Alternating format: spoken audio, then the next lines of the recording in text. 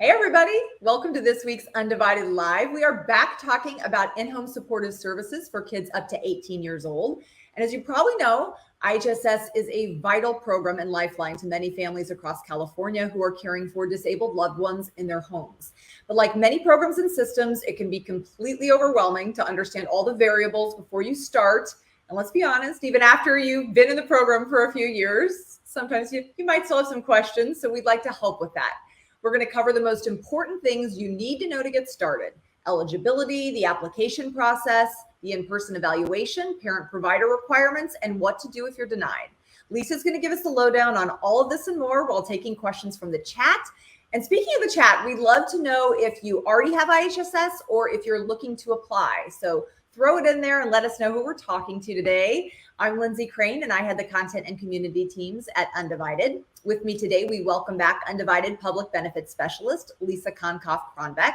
Lisa counsels families about government programs that support our kids and families, like Medi-Cal, Regional Center, CCS, and our focus for today, IHSS. She's also the mom of an 8-year-old with Down syndrome and self-identifies as an individual with disabilities. Hey, Lisa, welcome back. Hi, thank you. Also with you today in the chat, we have our community manager, Donna, and one of our Undivided care navigators, Iris. They'll be passing along your questions to us. We're going to get to as many as we can, and we know there's a lot to cover. So if you still have questions after our chat, or if you want individualized one-to-one support, our Undivided navigators would love to help. Your dedicated navigator will organize all the steps of the IHSS process into a personalized step-by-step guide made for you. And even better, they'll walk through it with you. You'll have resources, a plan, a guide in how to get there, and a partner to do it with you. So check out the link that Donna shared in the chat about our free 14-day kickstart, and we can tell you more about how our navigators can support you exactly where you are. But first, it's time to open our IHSS starter kit. So let's start with the essentials, Lisa. What is IHSS and what is its purpose? Excuse me. So IHSS is a Medi-Cal program that helps elderly people and people with disabilities, including children, to remain safely in their homes and avoid unnecessary institutionalization. And who is, excuse me, as I'm sipping water, Sorry, who is eligible? Oh, sorry, what were you going to say, Lisa? No, nothing. Okay. Who's eligible for IHSS and who isn't? So people who are eligible for IHSS are Medi-Cal recipients who live in California and who are over the age of 65 or have a disability. They live at home, which is to say not in a nursing facility, not in a hospital. They live at home in the community, and they are at risk of out-of-home placement without the services. So they need those services to remain safely in their homes. Right. And is it income-based? So it's income-based to the extent that Medi-Cal is income-based, because you have to be a Medi-Cal recipient in order to receive IHSS. So if you have a share of cost for Medi-Cal, that will carry over to IHSS as well. If your child is receiving Medi-Cal through one of the waiver programs for children or adults with disabilities, then they receive Medi-Cal and therefore they can qualify for IHSS. I mean, they may qualify depending on their needs. But economically, you need to have Medi-Cal. And is there an age range that is allowed? No. They will sometimes tell you that there is, and we will get into that. But no, there is no minimum or maximum age.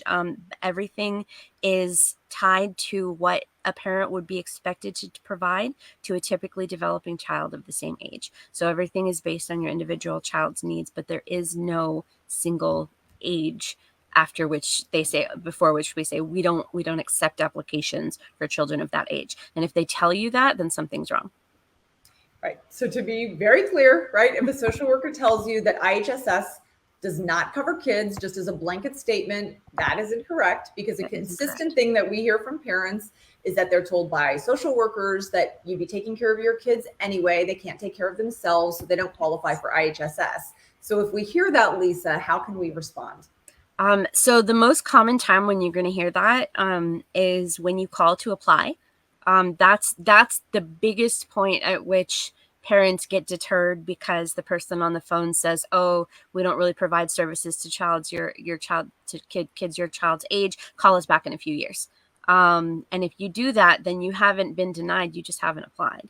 So the answer to that is, I understand what you're saying. I'd like to go ahead and apply anyway, please. You don't need to get into a conversation about it. I hear what you're saying. I'd like to go ahead and apply. And if my child doesn't qualify, then they'll get a written denial.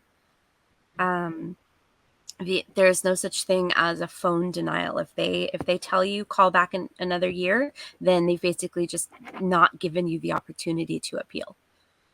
Right. And what's also important about that first phone call? That first phone call, you should write down the date, because your benefits are retroactive to that date.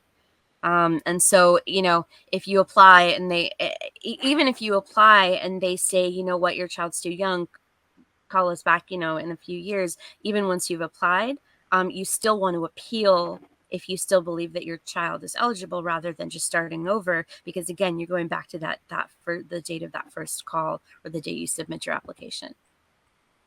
Very, very important to write down that date, because if things take longer, than they should, or longer than you expect, then you will get that retroactive pay back to that very first call. Right. Very important. I always point out that you also might direct them to the Department of Social Services website, because in the second sentence in that IHSS section, it says disabled children are also potentially eligible for IHSS. So if someone tells you that children aren't allowed, and using that as a generalized blanket statement, once again, that is 100% incorrect. Yes. So and I will reiterate, though, that anytime they're determining what hours a child can receive, it's always going to be connected. And you'll hear me repeat this throughout this presentation. It's always going to be connected to what care a parent would be expected to provide to a typically developing child of the same age. So just keep that in the back of your head. Absolutely. And which also then brings us to the services. So what kinds of services does IHSS cover? And if you can first give us an overview, then we'll get into some of the details in just a bit. Yeah, so I'm just going to give very basics right now. The first is non-medical personal services. The next is related services. So non-medical personal services, like bathing, helping them dress, personal care services. And then related services might include laundry or shopping or errands. And there's very few related services that parents can get, unless it's considered a paramedical service. And we'll talk about this. Another one is accompaniment to medical appointments, paramedical services, which I just mentioned, which we will talk about more soon, and also protective supervision, which we will also discuss. So those are the main categories.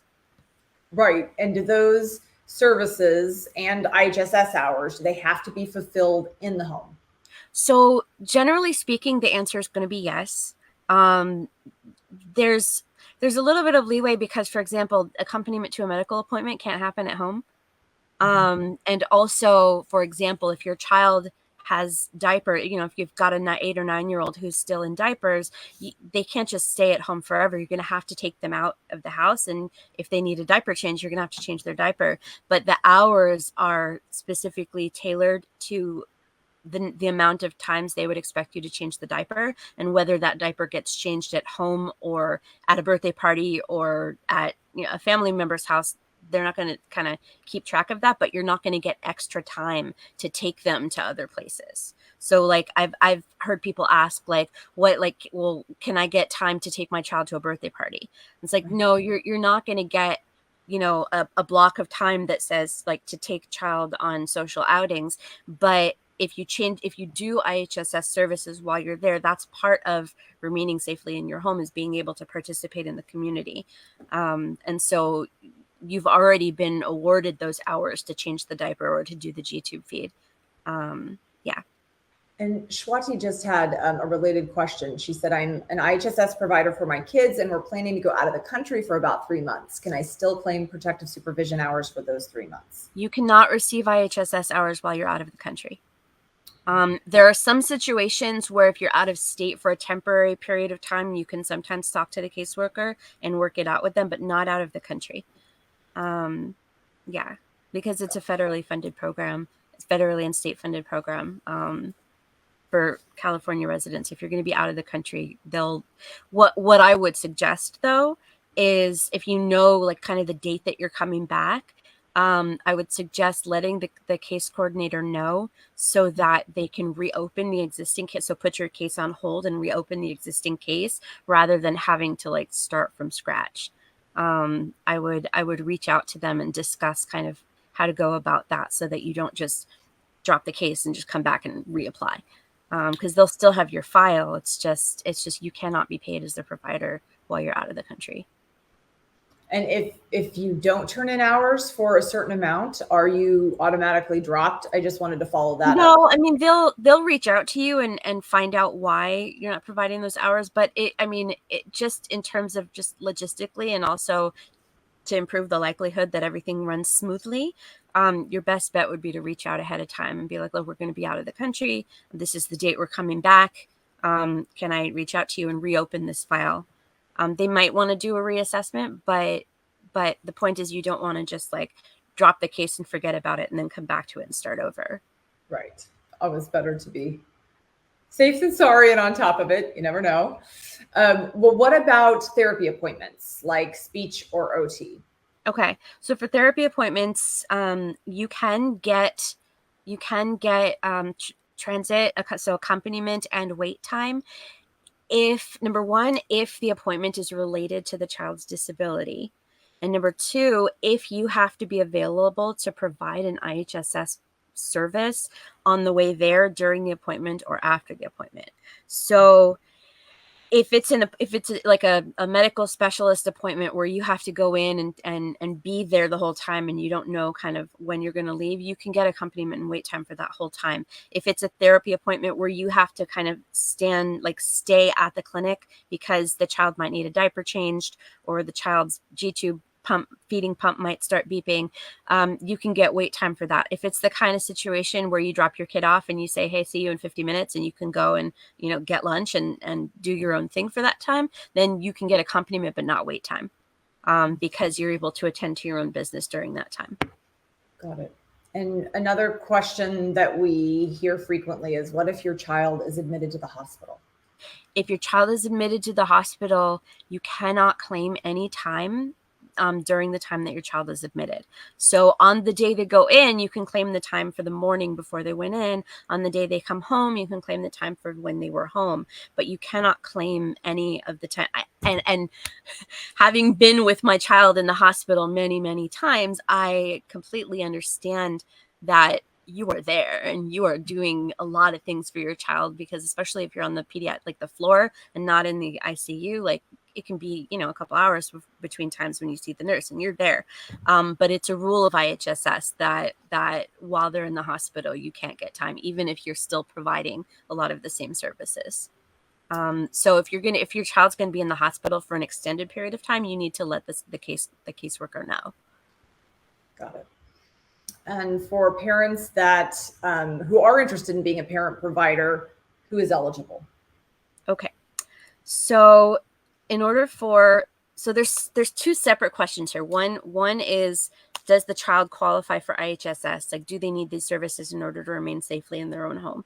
And the second question is somebody able to be paid as the provider?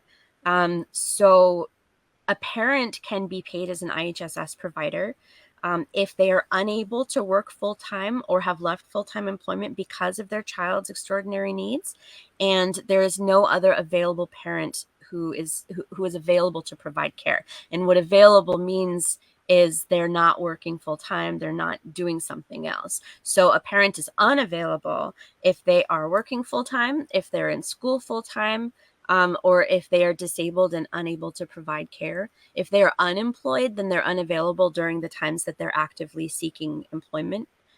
So when they're looking for jobs, going out on interviews, that's considered unavailable. Full-time is generally considered the lesser of 40 hours a week or designated full-time by your employee. For some employees, it's going to be like 37 and a half hours or something close to that, but you're still considered full-time. So if you're considered full-time, then you're not prevented from full-time employment. If you're working part-time, you can be paid as a provider. Okay. So now I'm going to throw out some Sure. Some example situations, because we always get lots of specifics and questions, because everything feels like, okay, how open to interpretation. Yep. So what if both parents work full-time? Okay, if both parents work full-time, then you can hire an outside provider to provide care while you're both at work. And I believe you can get up to 8 hours you can have an outside provider for up to 8 hours of what they call respite, which is like if you're not at work, but you're doing other things like running errands or working with the other kids in your house. If you're not the provider, you can get up to 8 hours for that. But mostly they're going to be providing services while you're at work. So what about if there's two parents and one works full-time and one works part-time? Then the parent who works part-time can be the provider. And what about if both parents work part-time? If both parents work part-time, then neither one can be paid as the provider, because in either instance, regardless of which parent is providing care, the other parent is still available because they're only working part-time. But if both parents are working part-time, you can hire an outside provider to provide the IHSS hours while you're both unavailable. So if you're both working part-time, somebody can do those hours while you're both at work, but neither parent can be paid to provide the hours because the other parent is not employed full-time. Got it. And COVID changed a lot of things, but what if one or both parents are working from home? Does that make a difference? I think we all learned during COVID that work is work is work is work. It might be a little bit harder sometimes when you're working at home and you have additional demands on you. If you are working full-time from home, you are still working. Right. And can a parent we hear this a lot, can a parent be a caregiver to two of their children if both kids qualify for IHSS? Yes. So you can be the provider for both children. Depending on how many hours they get, you might run up against the weekly maximum. In limited circumstances, and I think maybe we can share this link in the chat. In limited circumstances, you may be able to get an exemption in order to be able to provide more than the usual weekly maximum, up to, I think, 90 hours a week. And after that, you just need to find another provider. But the exemptions now are a little bit harder to get, because previously the exemption was basically like if you received these hours before X date and you're the only parent, like you can get the exemption. But now there have to be specific reasons, like the lack of an appropriate other outside provider, or the child needs specialized care that has to be provided by someone who lives in the home. So there's more specific exemptions now, but it is still possible under certain circumstances. Okay. And we are getting some specific questions. Zara asked, what if I'm a single mom and unemployed? Are they going to assume I'm looking for work? I'm not looking for work. I can't handle work and my child, so I'm only looking to be his caregiver. So if you're not able to work full time because of your child's needs, then you can be paid as the provider. If you're, it's a little trickier if you're collecting unemployment. And that's something that you'd want to have a separate discussion about, because when you fill out the paperwork for unemployment, you're basically checking a mark that says I am available and ready to work. And so it gets a little tricky. But so again, that would be like another conversation. But if you are not able to pursue full-time employment because of your child's needs, then you could be paid as the parent provider. Got it. Now, if you're not working because your job is a seasonal job and you're off during certain seasons, that's another story. Like if you're usually full-time during certain seasons, then the reason you're not employed full-time right now is not because of your child's needs, but because this is the nature of your job. But so it has to be that the reason is because of your child's needs above and beyond. Right.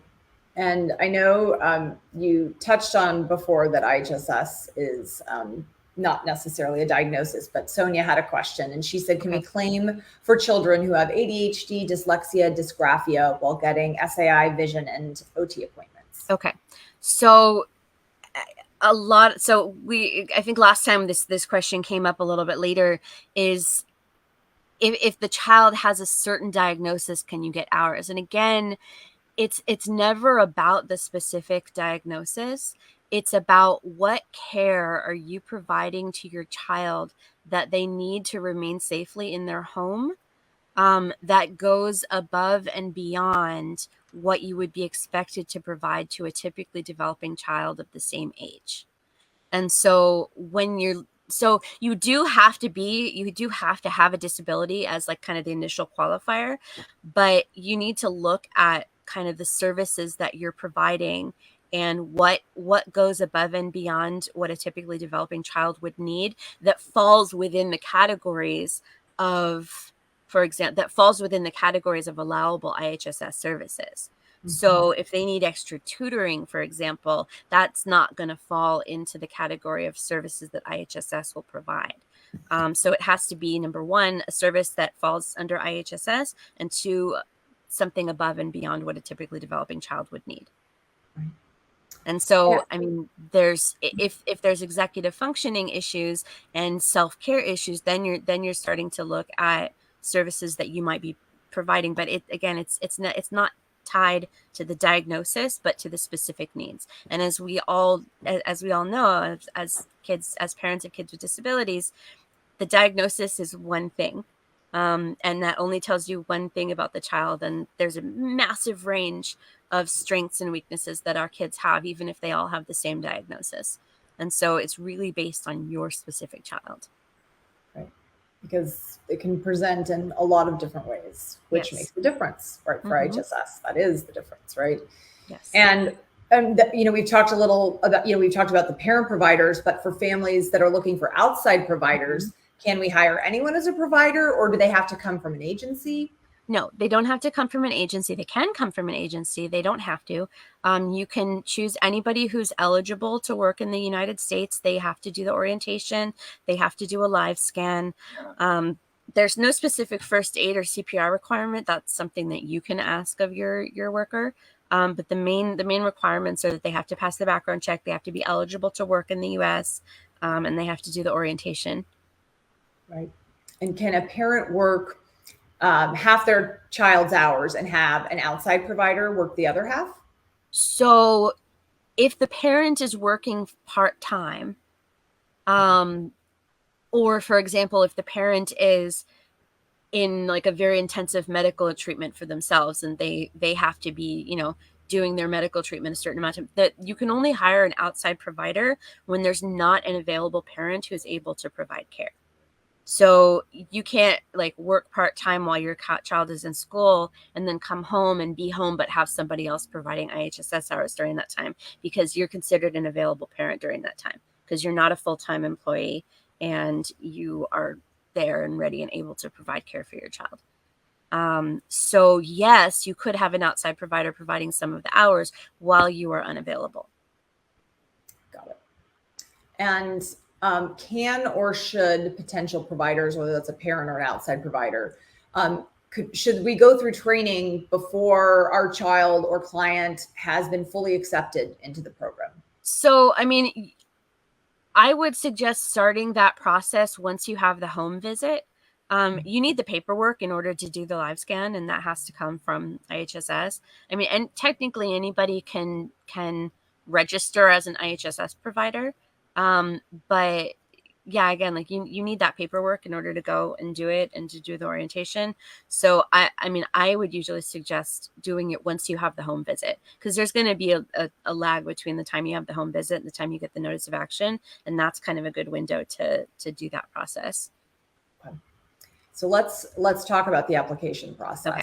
So what are 3 things that parents need to know about their initial application? Okay. So we've actually talked about all of them. So I'm just going to remind you. Yeah. The first thing is that there is no such thing as a denial by phone. We talked about that. Benefits are retroactive from the date that you apply. And diagnosis does not equal IHSS. You cannot, I mean, sometimes you can get an idea, but you will not be able to tell for certain. Child has this diagnosis. What do you think the time is that they're getting for IHSS? You have to know what the child's skills are. You have to know what the child's deficits are. You can't just tell from a diagnosis what they're going to get. Right. Oh, Jana asked, can you have more than one provider share the hours that you hire? Yes. Yep. So it's not just like all in one bucket, Yeah, right? you just have to make sure, and they prefer if you designate it specifically, like if you tell them, okay, this person's working this hours and this person's working this hours. You just have to make sure that if two different outside providers are entering hours, that nobody's going over the maximum. Does that make sense? Yeah. Like you don't want to have one person putting hours and then there's not enough hours left for the other person to do, like, to make sure that there's very clear communication about who's expected to work which hours, and make sure that that happens each month, because the days are different and the work weeks are different. Because when you enter, it says week 1, but that might be like the 5th to the 12th or something. Like you want to make sure that it's everybody knows exactly who's putting in the hours, so that nobody's going over the monthly hours or getting penalties or anything like that. Right. Yeah, because you'll get a penalty. Yeah, that's a really good point. So how do we know if our application has been received and processed? So what I usually suggest is that once you call to submit the application, you're going to get more paperwork. But I would suggest like calling maybe 5 to 7 business days after you make that first call, just to make sure that it was put into the system. Just to make sure they got it. I would do the same if you're mailing in an application. Maybe give it like 5 to 7 days and call and say, I mailed in my application. I just want to make sure it was received. They'll be able to check in the system and make sure it was received. And the next thing you'll get after you make that initial call is more paperwork. So you'll know for sure that it's been processed when you get that next envelope in the mail. And you can also submit an application online, right? Yes, you can submit it online. You can print it. You can fax it. You can make the call. A lot of people call. I think a lot of people find it the easiest. But you can also absolutely submit it online. And how long? I know you love my like how long answers, but how long should parents wait to receive an answer, right? If you're trying to be patient. So now, to receive which answer? Like you should get that next set of paperwork within a few weeks. The question of how long is it going to be from like that first phone call to no, not that yet. We're not there yet. Other question. Very first initial. I would say that it'll be a few weeks. It'll probably be a few weeks between the time that you call and the time that you actually get the paperwork in the mail. And then you have to go and have your doctor fill it out. And you can find the forms online, but they'll send it to you, and like they'll assign an intake worker, and so that their contact information and where to send it will be on the documents that they send you. But you don't have to wait to have your doctor fill it out. If you already know that you're going to get it, you could have your doctor fill out the healthcare certification and then just write in the case number when you get it from IHSS. But yeah, you'll know that it's been processed when you get the paperwork, and then you go do the paperwork, submit and I suspect this is your next question, is what do we do next? Right, exactly. Tell us. Keep copies of every paper that you fill out and submit to IHSS. Keep a copy, make a note of the date that you submitted it. Again, every time you mail something, call them a week later and make sure it was received, because they will not call you to say, hey, where's this form? We're missing this form. They'll just send you a denial and say, oh, well, we're denying it because we didn't get this form, even if you sent it. So there's a lot of paperwork moving around those offices. So your best bet is every time you mail something, keep a copy in case you have to resubmit. Expect that at some point during the entire application process, you will have to resubmit something. So to keep the copies and make a note of the date, and then call a week later, make sure they received it. That's the next step. Well, and Evie says, what about if the IHSS intake worker did not provide any paperwork to get fingerprints done and everything else? I would ask for it at the meeting. Right. Which I know is a little some steps forward, but I would ask for it when you do. So they're not going to provide that documentation when they mail you the health certification form. They're going to provide you that documentation when, actually, I think for the background check, sometimes they actually give it to you at the orientation. But you should be able to ask for it at the in-home visit. And when you do the in-home visit, they'll have a bunch of other paperwork for you, like the W-4 and like all those, like the provider enrollment form. They should provide that to you at the in-home visit. But again, that background form, I think when I did it, they gave it to me at the orientation. maybe to make sure people do the orientation. Right. But yeah, anything that you need, you should ask for at that visit. And they should also be providing you with additional forms if you need protective supervision or paramedical services. They should be giving that to you at that initial home visit too. Although again, you can have that filled out ahead of time. Okay. And so I think before I'm answering like collapsing some of the questions here. Yeah. Well, it's important to know kind of what comes at each step. Yeah. And so even before we get to that evaluation, right, we've made our initial call, we submit the application via fax, online, call, whatever it might be. And so now, like you said, we're going to receive more paperwork, the health certification form. So what do we need to know about this stage? Okay. So the health certification form is the form that your doctor is going to fill out. You want it to be a doctor who knows your child well. And it's basically just the form that confirms their diagnosis, confirms they're a person with disabilities, confirms that they're at risk of out-of-home placement without these services. So it's a pretty straightforward, basic form, and the boxes have to be checked in order to move to the next step. Right. So make sure that it's a doctor who understands your child's needs, because if it's doctor who's never met your child before, they're not going to, or has only met them for 10 minutes, they're not going to feel comfortable saying they're at risk of out-of-home placement. So you want someone who's familiar with your child. Usually the primary doctor understands what that means, right? Yeah. They're not scared about like, what am I signing? What does this mean? Yeah. Like, make sure they understand what IHSS is. And so it helps to talk to the doctor ahead of time and let them know that you're going to be applying for these services and what they are and what they mean. Kind of give them a heads up that you'll have some paperwork. Yeah. All right. So let's say we've sent in the health certification form. It's been processed. So now we have to prepare for that in-person evaluation. And so earlier you touched on the areas that are covered under IHSS.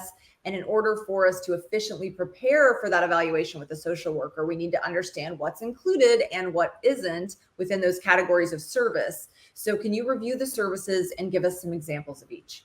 Yes.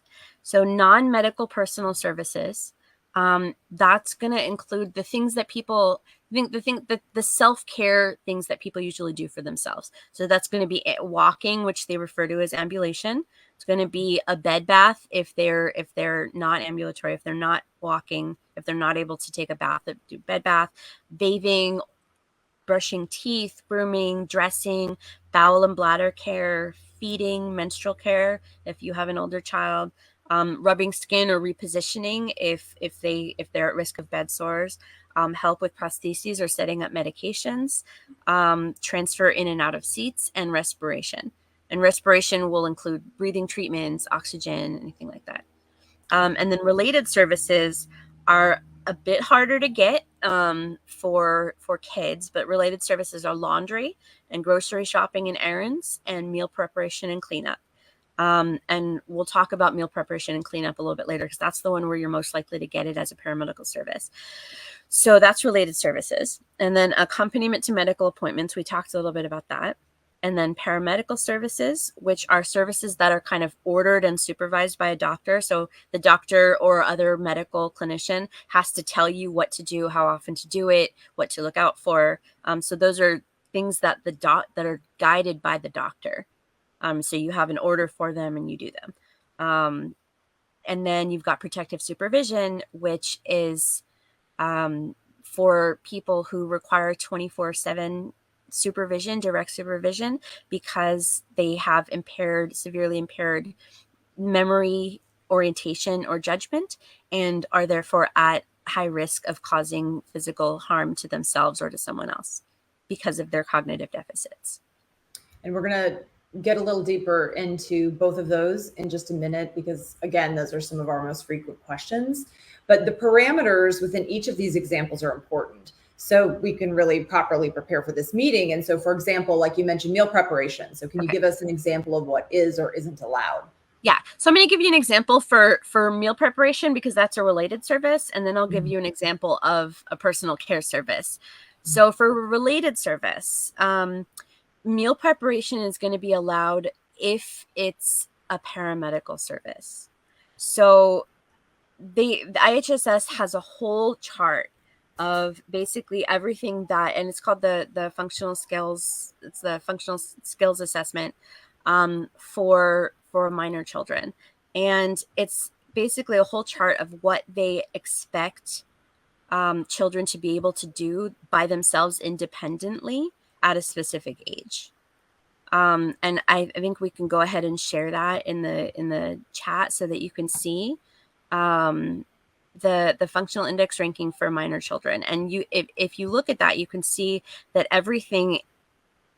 Yeah, so take a look at that if you get a chance. And the way that you read this, and this is a really helpful tool if you are kind of trying to decide if you should even bother applying for IHSS. When you look at this chart, IHSS assigns a ranking to each task and based on how much help a recipient needs with that task. So it ranges from they need complete help to they're totally able to do it. It ranges from they're totally able to do it independently to they're totally reliant on someone else to do this task. So it ranges from 1 to 5. A 1 typically means that the person can do it totally independently. But on the children's chart, a 1 also means we'd expect a parent to do this for a child of the same age who doesn't have a disability. And so they're very lenient with some of these. Like if you look under housework, it's 1 throughout childhood. They don't expect children to do any housework. They expect parents to do all the housework, all the shopping and errands, all the laundry until they're like 14. They're very lax with this. They didn't really, I don't know. But if you look at certain categories, for example, meals, preparation of meals and cleanup, it's either 1 or 6. So 6 is it's a paramedical service. So 6 is the doctor's telling you how to do this. And 1 is independently or parent does it anyway. So until they're 17, it's either 1 or 6. Either we expect the parent to provide the child with meals regardless of their disability, or this is a paramedical service and that can be from age 0. So if you have to, and that's going to be, for example, if you've got G-tube feeds, if you have to like blend your child's diet, if you have to puree it because your child is at choking risk, if you have to chop it into teeny tiny pieces. With allergies, because I know this always comes up with allergies, it's a little bit more tricky because the question is how much more time are you spending on it compared to how much time you would have spent if you have to. So there's all sorts of considerations that go into this, but the basic gist of it for preparation of meals and cleanup, which again is the most likely related service that you're going to get, is you're only going to get it if it's a paramedical service. So if there's a medical like component to your child's feeding because they're a choking risk, because they have a feeding tube, because they need purees, chopping, that's going to be a paramedical service. So that's a good example of a related service where it's either or, right? But if you look at, for example, bowel and bladder care or any of the other categories on here, you're going to see that it's only 1 up to a certain age. And those ages differ for each category. So like for a child who is 4, they're like, okay, well, you'll start getting ambulation time if your child's not walking by the time they're 5. You'll start getting hygiene and bathing and teeth brushing when they're 8. You'll get dressing when they're 5. You'll get bowel and bladder care. So bowel and bladder care is up until they're 4 years old. They'll only give it to you if it's a paramedical. So like if your child has an ostomy bag and they're a baby, you can still get it as a paramedical service. But other than that, you can kind of see how the different categories change based on the expectations at a certain age. So once a child is 4, if they're still in diapers, then you're looking at getting bowel and bladder time, even if it's not a paramedical service, because they still need help. And that's even if they're not in diapers, even if they're in pull-ups and they still need help, getting dressed or sitting on the toilet or wiping it's going to be all along those spectrum. And they're never, one of the important things to remember is they're not going to ask you to rank 1 to 5. They're not going to say, okay, on a scale of 1 to 5, how much does your child need? There's a specific way of describing each category. And what they're going to want to know from you is, what does it look like?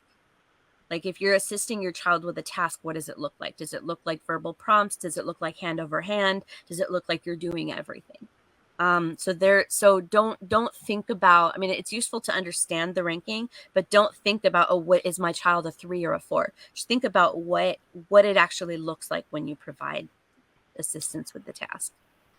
And I see this question from Evie for the meal prep related services due to choking risks. Do we need the doctor to fill out a form? Yes. So if meal prep is going to be a paramedical service, it needs to be on the paramedical services form, and the doctor needs to be able to specify exactly what you need to do, exactly how long it should take, how often, like if it, 3 meals a day plus 2 snacks, you need to do X, Y, and Z before each feed. It's estimated to take about this amount of time. If your child needs extra supervision while they're eating because of the choking risk, you may want to have the doctor write that, or you may want to have the OT write that, the feeding OT, and because they have specific language that they use about how much assistance a child needs with feeding. And so, yes, it absolutely has to be on the paramedical services form in order to be considered as a paramedical service. So similar to what you're saying right now about keep track of exactly what you're doing with feeding, should we keep a timesheet of how long that we're spending on any applicable category over the course of a week? Yeah, I think it's really useful to do that. And I think it's especially useful to do that if there's situations where you think that tasks are taking longer than you would expect them to because of your child's, either because of their delays or because of their non-cooperation, if it's related to their disability. Because they have a set amount of time that they expect each task to take. But like we as parents know how long it takes to change a diaper with a cooperative child and how long it takes to change a diaper with a child who's trying to wiggle away because there's something that they want to be doing. And it's not, it's not like you can say, oh, you can't always reason with them. You can't, and so if you're contending with a child who's just physically because of their cognitive deficits or because of their physical issues, it's taking a longer time to do the task, you definitely want to keep track of that. Because you want them to include that when they're thinking about, and that may change, where it falls on the 1 to 5, if it's taking longer to do the task because of their lack of cooperation. Yeah, being specific is always better, right? Instead of saying, I spend a long time. And honestly, well, I'll speak for myself. I have no concept of time. So if I'm doing something and you might think you do it all the time, right? Maybe it feels like 5 minutes and then you actually look at how long it's taking and it's 17 minutes. Start that timer from the minute you stand up to do the task and end it as soon as you're like completely done. You think like, oh, I'm going to get everything ready and then I'm going to start the timer. No, include all the time that it takes to prepare, the time it takes to to chase your child around the house, to get them to do the task. To include everything, because you're doing that task the entire time. It's not just the amount of time that you have your hands physically on the diaper. It's the whole process going through the whole thing. Absolutely. So just to kind of replay it, to myself, but we have to look at that functional index rating, note what applies to our child, keep a log, and then, really kind of be ready to present a week in the life of our child. Mm-hmm. I mean, that would be like to really be prepared, right? Yeah. One way to kind of head into it. Yeah. All right. So what are the 4 most important things that parents should prepare ahead of that in-person visit? So ahead of the in-person visit, if you anticipate that you're going to ask for protective supervision, you definitely want to keep track of all the times that you've had to intervene to keep your child from hurting themselves. And that's not you want to show more than like you telling your child don't cross the street and then they don't cross the street. Like they're going to say they can be verbally redirected. You want to show at times when you've had to really intervene to stop them from doing something because they didn't understand the consequences of what would happen. And if you're not able to keep a log of specific incidents over the course of a week, make a list of every incident you can remember. And like, these are the types of things that I've had to do to prevent accidental harm because my child didn't understand that if they did X, that Y would happen. Copies of the health certification form, even if you've already submitted it, it doesn't hurt to have it on hand. And if you already had the paramedical and protective supervision forms filled out, you can bring those to the meeting as well. And then also a list of your child's medications, because a lot of times they ask for that, a list of the medications and a list of their doctors. Yeah. Because they want to sit there. They will sit there with a pen and say, can you list off tell me your child's doctor and phone number? And I'm like, we only have how much time? Exactly. So I'm just like, here, I have printed you off a list of like all 12 doctors and their contact information, because we're going to be here all day writing this down otherwise. So if you have that stuff already ready, it's going to be a lot easier for them to just take it and add it to the file and enter it into the computer later. And they will appreciate that as well. They will appreciate having that instead of writing that down. You can only list out so many doctors' names before it's just like, let me just give you this information. So yeah. I have to say, I always remember something one of my old regional center service coordinators told us, and she said she had a relative who received IHSS, and she said, I just put all of their medications on the table. Yeah. Like, so that social worker comes like, okay, here we go. And that visual of really like, here's what it takes when you want them to for them to be able to get through a day also is just really important to. But it's definitely. It's good for them to see it, and then also just have a list that you can hand them so they don't have to sit there copying everything. That's definitely a good idea, because it's not always easy to visualize exactly how much is involved in that medical care. Yeah, it's impossible to really lay out what a day or a week might be like. So whatever you can do, it will help. Hopefully, it will help. It will help you at least be able to communicate that. And what is, so we've talked about some things that you should do, but what's one thing that parents should not do before the in-person evaluation? Don't forget that your child needs to be at that meeting. Right. We're so used to going to meetings about our child without our child. Your child has to be at the meeting, because the service coordinator, the caseworker has to meet them, has to observe them, has to do what they need to do to assess. If your child is not there, they won't hold the meeting. If it's a school day and they tell you that they're showing up, because they're not going to call you and say, oh, hey, let's talk about timing. When can I come? They're going to send you a notice that says, we will be at your house at between this time and this time on this date. If you can't make it, please notify us. Like, if you absolutely can't do that time, please notify us. Otherwise, they'll expect you to be there. And if you're not there, they'll deny you.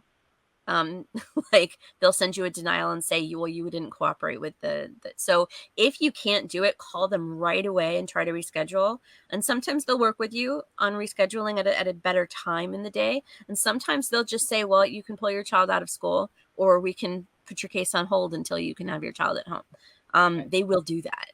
So just be prepared to have your child at home during that meeting. Right. And so two things that keep coming up, right, that are protective supervision and paramedical. You've kind of explained what each of them are. So for protective supervision, I don't know if you want to kind of recap what you already said about what is it, and then who qualifies. So severely impaired judgment, memory, and or orientation. It's usually multiples of those. And their behavior needs to be non-self-directed, which means that they don't have the capacity to evaluate the potential and to assess like the potential danger of their actions before they do it. They just act, and they're not capable of thinking about what's going to happen. And you can go back and forth with the caseworkers sometimes, because sometimes they think that you can't have any kind of sense of awareness and also be non-self-directing. So I've heard of situations where parents are like, well, they said my child knows their colors, so they're self-directing. And like, my child like can name Sesame Street characters, so they're self-directing. That is not how it works. Okay.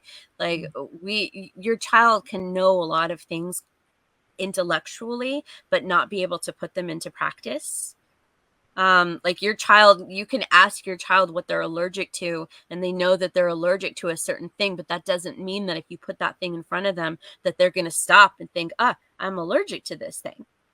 There's a difference between knowing things and being able to put them into practice. So you can drill your child 1,000 times about what's the harm of crossing the street without looking both ways. But if they're not capable of remembering to cross the street before they look both ways, when you're not sitting right in front of them and going, what do you do this? They're not self-directing if they're not able to stop and think about what's happening and evaluate the potential to that they might be injured before they act. Or even if they're scripting of, I'm going to look both ways, right? I have to look both ways, and they don't look, and they just start walking. Right. Because right? like there's a lot of stuff that sometimes our kids memorize without really being able to evaluate what the thing actually means. Right. So just that's why that log is really important, because like the person might ask your child, like, what are you going to do if there's a fire, and the kid says call 911 because you've drilled with them 1,000 times that's what's going to happen. That doesn't actually mean that they're going to actually do that.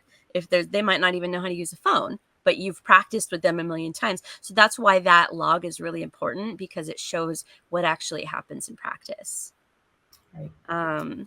So that's protective supervision. So again, it has to be due to impaired judgment, memory, orientation.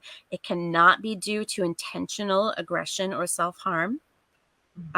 So you're not going to get it, for example, for suicide watch, if the person is able to contemplate the consequences of what. So if they're doing it because they want to hurt themselves, then you're not going to get it. If they're doing it because they're trying to get attention and they're stimming and they're banging their head, you might think of that as self-harm. But if they don't understand that harm is the outcome of what they're doing, then it becomes really important to use the right language, because what you think of as aggression, just casually aggression or self-harm, without the intent behind it, it's not the same. So just be careful about the language that you use. If somebody is throwing things and lashing out and hitting because they're having a meltdown, that's not the same as I'm mad at my little brother because he stole my toy, so I'm gonna like hit him because I want to hurt him and make him cry. Those are two very different things.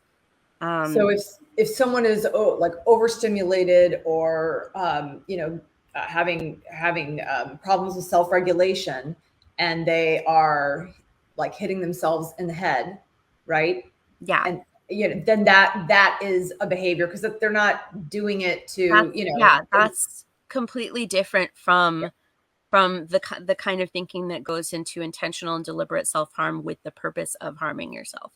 Right. And another topic that often comes up is intensive medical issues that could pose a safety risk. Is that considered something under protective supervision? You cannot get protective supervision to watch for spontaneous medical emergencies. So this is an example that I see come up. Sometimes like people will ask about seizures. Like, can I get protective supervision to monitor for seizures? And the answer is no, you can't get it to monitor for seizures. There may be some paramedical services involved in kind of, if you have to, titrate medication for, say, blood sugar or seizures or issues where you have to watch, like, monitor for certain things. There might be some paramedical services in there, but not protective supervision. However, if a person, number one, if a person's medical condition makes them likely to engage in behaviors that arise from impaired cognition, that might be another story. And so it would be like a whole conversation of trying to think of examples of that. But there are situations where a person's medical condition makes them more likely to unpredictably fall into a state where they do have severely impaired judgment, memory, orientation. And the other piece of that is that if you have a person who is on a lot of medical devices, if they have ostomy bag or a trach or a G-tube or a port, and they don't understand the consequences of pulling at them, they don't understand how to be cognizant of them when they're moving around, or even if they're not ambulatory. Like, my daughter it's still an issue with my daughter, but when she was a baby, even, like, she'd oh, this is a chew toy. This is this very important tube that provides my life sustaining nutrition. It's right here for me to play with. This is great. And let me pull it. And I don't understand that pulling it. I don't understand why I feel pain because I'm just pulling on this thing. And she didn't understand it. And this happens a lot with kids who have G-tubes or trachs, is that they think they're toys. And they don't understand what's going to happen if they pull them out. They don't understand the medical harm of not having it on them and the medical harm of it potentially having to be replaced. especially if it's a surgical issue. And so that's a situation where it's a medical emergency that was caused by the person's cognitive impairment. And so that's the kind of thing that you can get protective supervision for, because what you're watching for is the behavior that the non-self-directing behavior that can lead to harm. And there's two follow-up questions to that. Okay. With an Evie and Jana. These kind of play off each other, but Evie said, if a child bumps his head on purpose when upset, would that be considered protective supervision because they're at danger of hurting themselves? I was told by the IHSS worker that no, because it sounds like the child is just throwing a tantrum. And let me follow up with then Jana's question, which is a great follow-up, which is, what other language would you use to describe a meltdown that includes physical aggression without intent to harm others? That's the kind of situation where I would really sit down with maybe the behaviorists, and see if they can, if you have behaviorists, or if not, then maybe OT, because you're talking about like self-regulation. I would ask one of the providers, whoever is providing a service that is related to that, to kind of write something up about what overstimulation does to a child, and what what stimming might do, like have them use the kind of like clinical language to explain that what's happening is not the child is hurting themselves because they want to hurt themselves. It's that they're overstimulated and they can't self-regulate, and so they're acting out in whatever way is available to them because they don't have the cognition or the sensory skills to regulate themselves. So that's a situation where I would definitely ask a clinician to kind of help you come up with the right language to describe what's happening to your child. And again, like, don't use the word aggression, don't use the word self-harm. I would say they're at risk of accidentally hurting themselves in the process of exhibiting this behavior that arises from their disability, and that's happening because they can't self-regulate. Does that make sense? Do you think that answers the question? I think it does. We should get the language. It isn't like there's a magic word, right? Yeah. I know that's not what you were asking. Well, there are magic words that will that they'll use to shut you down, and those magic words are aggression and self-harm. So you got to figure out a way. And I'm not saying like, if your child is aggressive, like intentionally aggressive, like that's a whole other story. But so what I'm saying is tell the truth, but like use the language that appropriately describes what's happening with your child, and not just kind of what you casually think of as aggression, because those words really mean something and they have intent behind them. Right. And I think you also, with your answer there, you hit on what my next question was going to be, is that should we be gathering supporting paperwork from doctors, providers, therapists, or our child's school to support what we're saying as also being observed by others? Does that help? Yeah, I mean, I think that the more documentation you have, the better. And also the more you anticipate pushback. And I've said that before, like the more also sometimes the more like less readily apparent your child's disability is, like it's as you'll know, if you have a child whose disability is not visible, people make a lot of assumptions based on what they see. And if you know that tends to happen with people who don't know your child and have not really interacted with them, that's another time when a lot of documentation is really helpful, because they're going to judge what they see in 5 or 10 minutes at your house, in their interaction with your child. And if it's not always as obvious what's happening to your child, then it's even more important to have that documentation. Absolutely. And I mean, to kind of wrap up the protective supervision, I'm looking at the time and I know there's always a lot of questions, but what are the most important things that we should keep in mind when filling out that paperwork?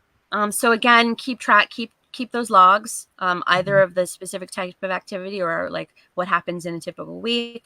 Make sure that the doctor who fills out the form is aware of these things, because they need to fill out the form, and you don't want it to be filled out by somebody who doesn't know the kid and is like, they seem fine. So, talk to your doctor as these things are happening and explain what you're asking for and explain, remember that time we talked about blah, blah, blah. This is exactly the kind of thing that it's watching out for. So make sure they're familiar with your child. And then again, the whole discussion about using the language that describes your child appropriately. Just think about what those words mean and whether or not there is actually that intent behind them. And if there's not, then use different words. And lastly is about protective supervision. Is there an age range where protective supervision kicks in? No. So again, it's always going to be based on the supervision or whatever. Anything with IHSS is always going to be based on a typically developing child of the same age and what a parent would be expected to provide. So for supervision, it's going to be based on what a typically developing child of the same age, how closely they would need to be supervised.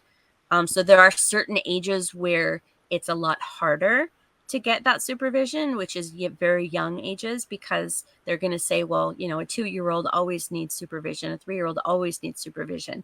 But again, that's another area where the more documentation you have, the better, to show that they need more supervision than a child of the same age who doesn't have the same disabilities. Right. You cannot deny protective supervision just on the basis of age.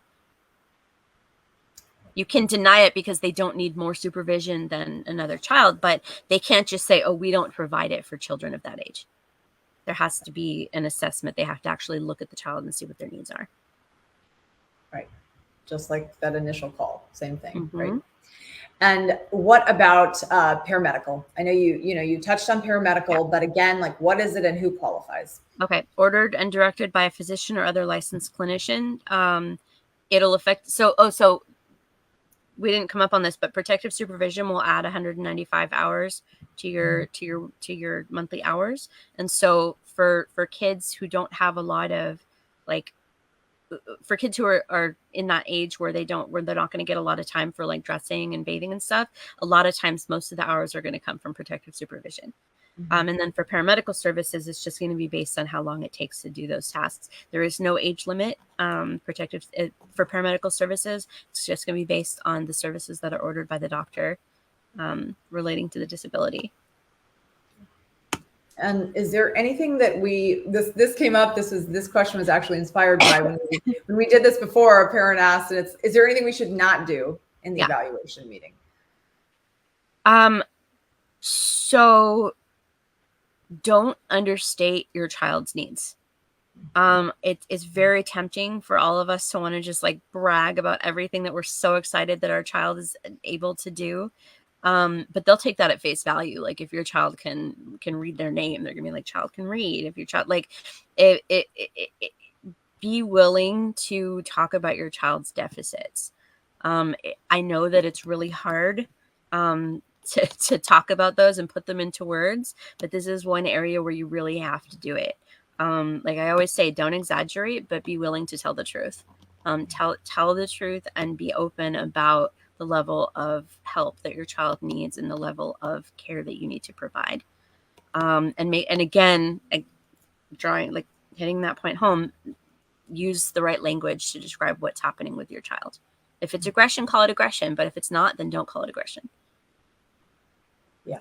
I mean, and what you were saying, Lisa, about that it can be hard, but you have to be honest about what's going on. Yeah. And I think IHSS is one of the hardest appointments because you really do. I mean, it's not a, exciting thing to be talking about, when somebody's like, all right, well, this program is because your child is so disabled that they would be living outside the home. It can be really emotional, but, it is important that they understand, the reality of what your life is so you can get the support that you need and that your child needs. Mm-hmm.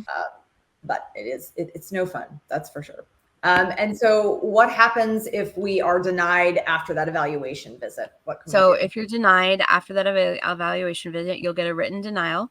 It's called a notice of action. A notice of action is what you get in the mail that says whether you've been approved or denied, tells you how many hours you're going to get, says that you need to appeal. It's called the notice of action.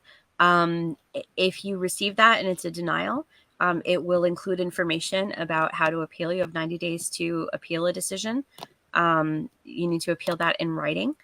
And what will probably happen after you submit your appeal is that somebody from the county will reach out to you and offer what's called a conditional withdrawal, where you agree to kind of put your appeal on hold, and they'll send someone out to do another assessment. It might be the same person, it might be someone else, but they'll redo the assessment. And then once you get that proposed new assessment, you can decide, okay, I'm going to accept this, or no, I want to reinstate the hearing. And it still goes back to the original. Yeah, don't say like, oh, well, I disagree with it, so I'm just good. Don't, if they tell you like try again in 6 months, like never go for that. You always want it to go back to the original date. Absolutely. And I also want to shout out Sonia, what Sonia said. Totally hear that. She said it's hard to talk honestly with my child listening in. Yes, it is terrible. It definitely that is a huge part of the challenge of having to have your child there and trying to balance, like, because you're the one providing, there's not another available parent, and so like you're providing care for your child at the same time that like you're talking. Yeah, I totally hear that. It's really frustrating. If that's a serious, like if that's a major thing where like your child is going to understand everything and you really don't want them to hear it, you can write something up. You can say, look, I don't really feel comfortable talking about this with my child right here because it's going to really like hurt them to hear it articulated. But here I've written this, and this will tell you a lot about what we're dealing with. And maybe they want to call you back. And what's happening right now, actually, with COVID, is a lot of times they're doing a lot of the interview on the phone. And then they're coming for a home visit to observe the child. So to the extent that that's possible, you can also request that, because that might be easier on them than writing something up and giving it to them. You can request to do part of it on the phone and then do the home visit separately. And they're doing that because of COVID. But I think that is something that could really be beneficial going forward for situations like that. Jana gave another great suggestion too. She said, can you put headphones on the kids so they don't listen as much? I've tried that. Of which the headphones were thrown across. I mean, whatever's going to work. But yes, if you can do it, right? Whatever's going to work. I mean, if your kid is unlikely to be cooperative with keeping headphones on, or just think about what's going to work best for your child in that situation. I mean, I like the phone interview format because you get that part of the discussion over with, and then they do the home visit. Right now, some of them aren't even coming into the home. Like they want to meet your child and see them, but like during COVID, some of them are staying outside, and you come to the door and like, which is really fun because if you don't want your child running out into the street, you're just like, okay, I've got my child on this side of the door and the caseworker on this side of the door, and what do you do? But you just figure out like logistically what works best so that the caseworker sees what you're dealing with. Got it. And I always say, I know you hate this question, but it is important, for us to have some sort of a range. But what is the range of hours that a client under 18 can receive? It's the same for clients who are over 18, which is literally 0 to 283. Mm-hmm. That whether your max is 195 plus weekly, 195 plus monthly, or 283 is going to depend on how many personal care services your child needs, because they have different classifications, based on whether you're severely impaired or non-severely impaired. But if the child is severely impaired, which means they have 20 or more hours a week of personal care services, then and paramedical, then they're considered severely impaired, and then the max is 283. And that is true even if their need is higher than 283. 283 is the hard cap for an individual, or unless there's other waivers involved, and that's a whole other conversation. But for IHSS, for most kids who are just on Medi-Cal or through the regional center, it's usually going to be 283 is the max. And once you get hours assigned, can they ever change? Yes. So you'll have an annual reevaluation. If you receive your notice and you got hours, but you are shocked because you thought that your child would qualify for many more hours, and based on looking at everything, like that chart, based on everything, you thought there would be more hours, or you really feel like your child should be eligible for protective supervision, you can still appeal that. And if you've been doing the hours, and later down the line you realize, and it's outside the 90-day time to appeal, and you're like, wait a minute, this isn't enough hours, you can ask for an additional reassessment. When they may be able to do a certain number of hours talking over the phone and going over the hours, but usually they'll want to do a whole other home visit. Just be prepared that if you ask for a reassessment, the hours could go up or down. So they might reassess and be like, we don't actually think you need these hours. So but if you feel pretty confident that your child would, or if your child has additional needs that they didn't have when they did the original evaluation, say, for example, your child is hospitalized and when they come out, they have additional needs that weren't the case before, and they're going to be long-term, you can ask for a reassessment, and submit additional paperwork, and ask for the additional hours. And to follow that up with another one of your least favorite questions is, how long can this entire process take from that initial call to receiving your child's hours? Months. That could be like 2 or 3 months, or it could be like 8 or 9 months, depending on whether you have to appeal, depending on whether they have all your paperwork. And again, like, the best way to keep on top of that paperwork is every time you send them something, call and make sure they received it, because the longer it takes for them to get everything that they need, the longer it will take for them to give you a decision. This is not going to be something where you call and file, and 30 days later you have a paycheck. It's just not, that's just not this process. But to the extent that you can control the length of it, it's going to have a lot to do with making sure that they have everything that they need, that they have all the forms, that nothing gets lost. So you can contribute to it being a shorter amount of time.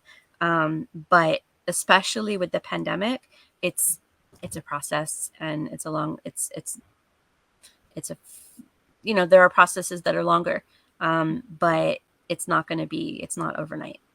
Right. Yeah. Don't start now expecting that, maybe it'll be all ready by the time your kid's out of school even, right? But just get it started, not knowing. Right. Yeah. And what's the most important thing that you want parents to walk away with today? Empowerment. I mean, this is a super intimidating process. Even if you've been doing it for years, it's still stressful to have the annual meeting. But I feel like it becomes a tiny bit less, or maybe even a lot less intimidating when you understand the language that they're speaking.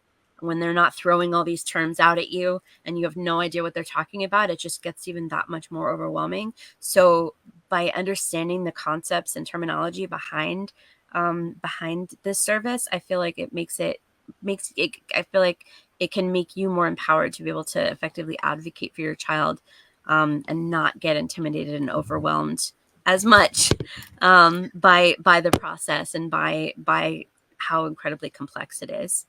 Absolutely. So, I actually just want to throw in one last question from Paula. Okay. She said, I'm my daughter's IHSS provider. My daughter's going to be turning 18 in November. Can my husband apply to be a personal assistant provider? In short, can both parents be providers? One parent is the IHSS provider and the other parent is the provider for personal care services program. So personal care services program, I would have to go back and check the regulations, but I'm not sure that if it's waiver personal care services, I'm not sure that parents can be the provider for those services. I'd have to go back and double check. It depends on which waiver you're on, and who can provide services. I'd have to check, and that, although actually for adults, the rule may be different. It might be that it's okay for adults. And again, a lot of these rules apply differently for I specialize in kids under 18, which is why I'm like, let me, right. I was just wondering if that's that transition question. Yeah, but one of the things that's important to know is that all the rules about working full-time, working part-time, all that stuff, and who can be the provider, Mhm. all of that falls away when your child turns 18. Yep. These rules about parent, because it involves a minor child, that's when the rules apply about a parent working full-time versus part-time. So I know that on some waivers, a parent can't be paid paid as IHSS or personal care for minor children, but I'm not sure what the rule is for an adult on that. Got it. All right. Yeah. And I also do see Evie saying it took me almost a year due to all the miscommunication. Yeah, I think that's a common occurrence. Yeah, even without having to go through the appeal process, it can still take a long time if people are losing forms. And that's why just keep a copy of everything and anticipate that at least once you will have to resubmit something. Thank you, Lisa. Thank you so much. I mean, I know we covered a lot. Every time I talk to you, honestly, I learned something new. There's so much to cover. And when it starts to feel overwhelming, just think of the starter kit framework that we laid out today, and then set your priorities for each of these 6 steps. Learn the essentials, call and apply. Remember, you can't be denied on the phone. Fill out and return a completed healthcare certification for your child. Prepare for that in-home visit. Choose, hire, and train a provider, and appeal if denied. And as we've just covered, be prepared to possibly wait months, but the silver lining is if approved, you will receive a retroactive check from the first day that you made that call. And we know it's a lot to absorb, but once you jump in, hopefully it starts making a bit more sense, maybe. So we would love to know the number one thing that you're walking away with today. I mean, did something in particular resonate that you hadn't thought of before, something that you still have questions about? We'd love for you to throw it in the chat so we can learn what's connecting and what we need to spend more time on, because we know it's every situation, there might be something that you're very, that matters to your family and is very important that we would love to, get further into next time, because we're going to be doing these IHSS events regularly. And both Lisa and I know how stressful this process can be. And so if you want a partner to talk through the application process, to review your paperwork for protective supervision, or even to role play for that in-person evaluation, which I usually do like alone, in a room by myself, but our Undivided navigators would love to be that partner for you.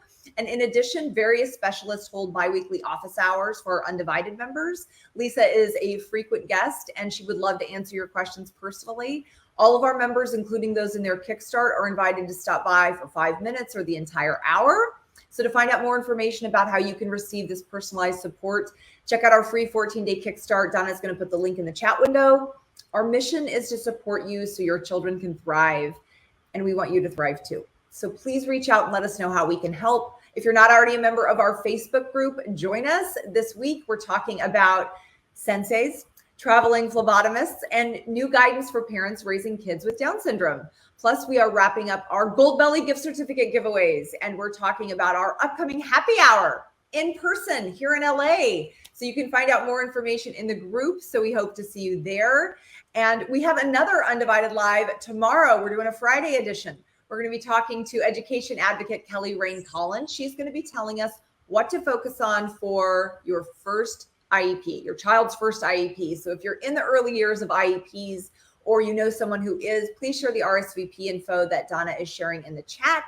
And next Thursday, we're back for our regular Undivided Live, and we are bringing Lisa back next week. We can't get enough of her. She's going to get us ready for summer with Regional Center resources like social rec funding, specialized supervision, aids for camps, additional ABA hours when needed, and more. So have you called your service coordinator yet? If not, don't miss next week. Donna's going to put that RSVP in the chat window as well. You can submit your questions ahead of time with your RSVP. So even if you can't attend live, Lisa can hopefully get to those questions. That's next Thursday at 12:30, where you can find us every week. We are predictable, same time, same place. So thanks again to Lisa for decoding IHSS for us, to Donna and Iris in the chat, and especially to all of you for stopping by Undivided Live. Have a beautiful weekend. Bye.